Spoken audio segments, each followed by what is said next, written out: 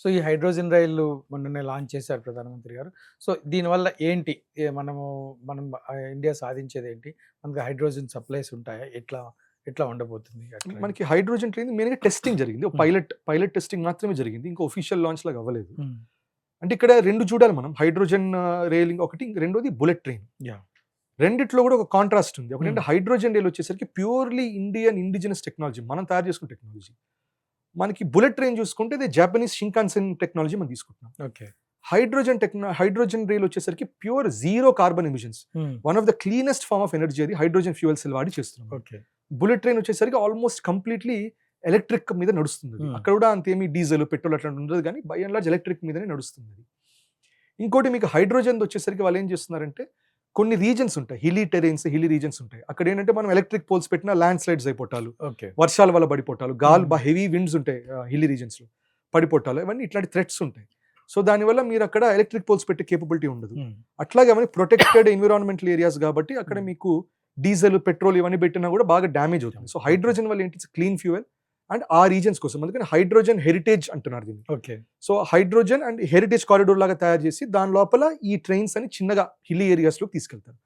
Bullet train వచ్చేసరికి massive metro cities. First project Mumbai, Ahmedabad.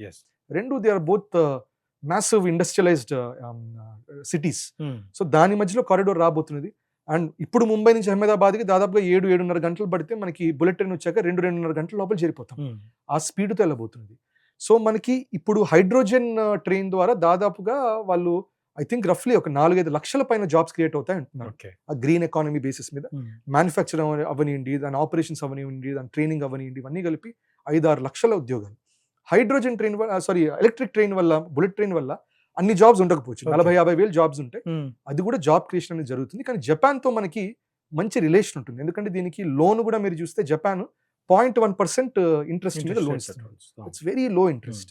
And technology కూడా they are giving it off to us.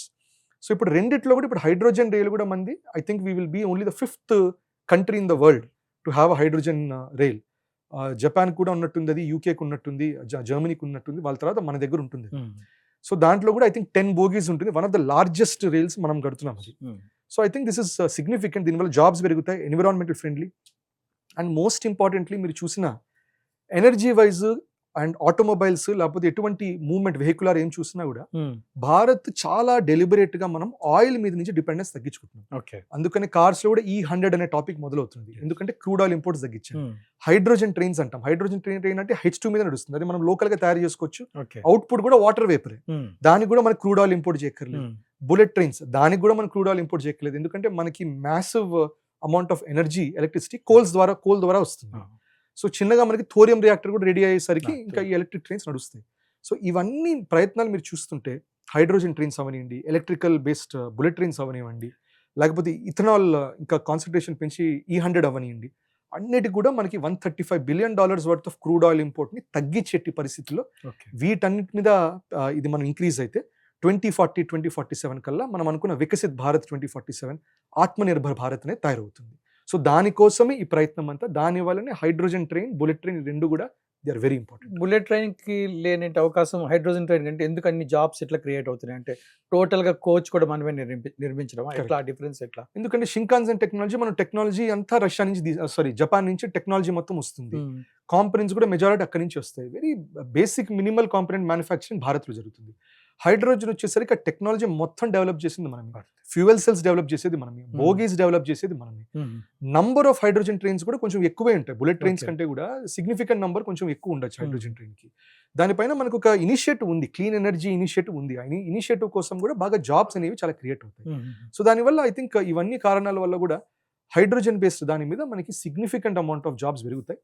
Bullet train కి end of the day Japan వాళ్ళతో మనకి అది interlinking ఉంటుంది కాబట్టి, అండ్ వాళ్ళది కూడా ఒక స్టేక్ ఉంటుంది కాబట్టి ఎండ్ ఆఫ్ ద డే అక్కడ జాబ్ క్రియేషన్ లో కొద్దో గొప్ప కొంచెం తక్కువ ఉంటుంది. ఎందుకంటే బుల్లెట్ ట్రైన్, హైడ్రోజన్ ట్రైన్ వాడే అంత లెవెల్లో మేబీ ఎకానమికల్ గా మనకి బుల్లెట్ ట్రైన్ ద్వారా ఎక్కువ మనకి ఎకానమీకి యాడ్ అయినా కూడా usage maybe hydrogen trains will do better.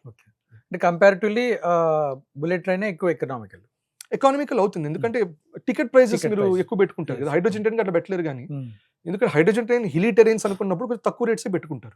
కానీ బుల్లెట్ ట్రైన్స్ అంటే హై స్పీడ్. ఎందుకంటే డబ్బున్న వాళ్ళే కదా 2 గంటలు చేరిపోవాలనుకునేది, డబ్బున్న వాళ్ళే. సో వాళ్ళందరూ కట్టుకొని వెళ్లాల్సింది.